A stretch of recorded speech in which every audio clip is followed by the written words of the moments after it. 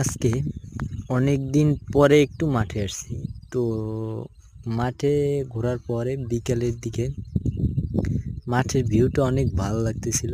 তো এটা আপনাদেরকে দেখাই যে মূলত মাঠের ভিউটা কেমন ছিল।